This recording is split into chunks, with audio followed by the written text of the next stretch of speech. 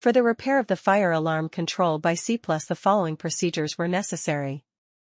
Replacement of various electronic components and general cleanup of the unit.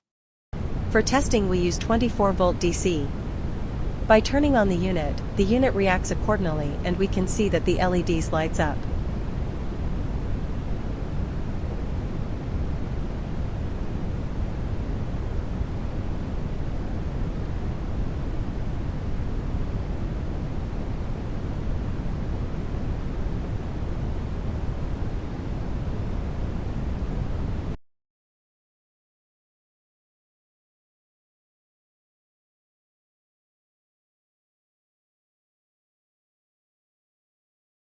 No further testing is possible due to the absence of additional units.